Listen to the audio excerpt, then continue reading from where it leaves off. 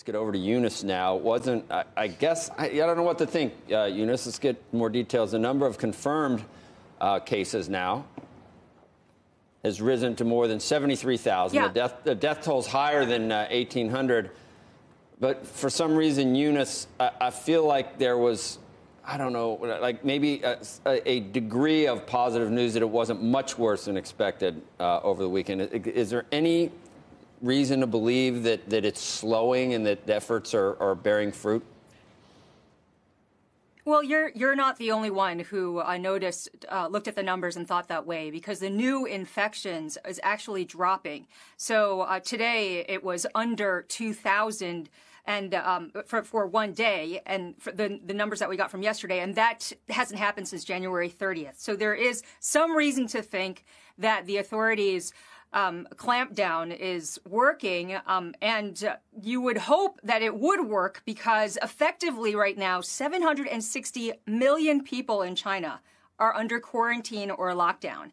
And that's just one of the extreme measures. Another extreme measure that the authorities took over the weekend is to quarantine cash as well. So they're now disinfecting it as well as destroying it in some cases. And as you guys were talking about, the impact on business has been quite disruptive. In fact, there was an AmCham survey that came out, over the past couple of days, where they said that 3/4 of the members that they polled didn't have enough staff to run a full production line.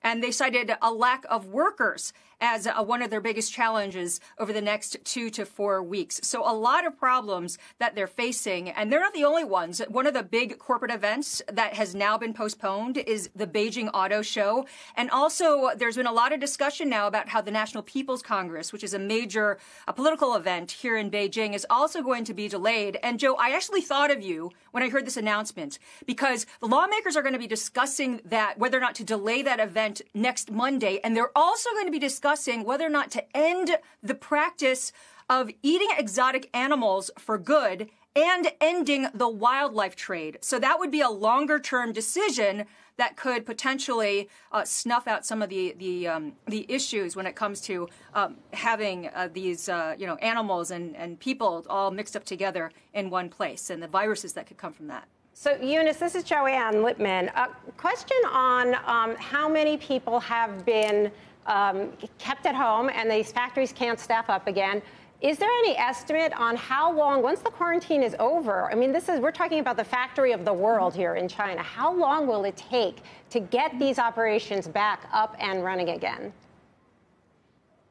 Well, it's difficult to know. There's no official estimate, but when I speak to suppliers, most of them are planning for the disruption at least till the end of March, sometimes to the end of April.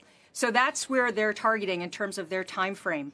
For the quarantines, they're all 14 days. But because it's not 14 days from one specific day and they're staggered and they're cities that are, not coordinating, it's created so much disruption as to when and how people are quarantined. In fact, we've been hearing about how, for example, truck drivers between Beijing and Tianjin, the port city, are sleeping on the highway because they don't want to get stuck in quarantine in either city. Or sometimes the cities don't want them in their cities because there's also policies in place to bar outsiders from coming in. So that's all creating a lot of problems. And and we see from the survey and what you guys are discussing about as well, a lot of suppliers just can't find the workers because of these restrictions.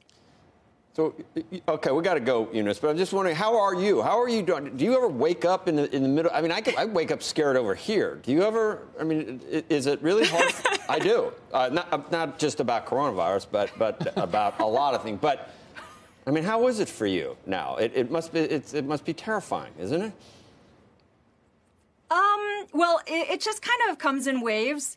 Where sometimes you do get nervous because something like the other day, I think I told you, I saw one of our security guards and he was wearing a hazmat suit. And so that really threw me off because I thought things were getting better. Why are these people wearing hazmat suits right now? Right. Also, I got a little bit jarred because they have disinfection stations. And then we were asking what they were spraying, and they're spraying people with bleach. So, of course, that kills off the virus. But I don't really know if that's something that's necessarily healthy for you. Yeah. So there are times when I do get nervous. But for the most part, I think that, I hope it's going to be okay. Yeah, And I know you probably reporting hear, the news, right? Reporting the news. You hear anecdotal stuff that we probably don't hear coming from the affected areas, the Hubei and Wuhan, and I don't know. You need to sift through what's true and what's not, I guess, too.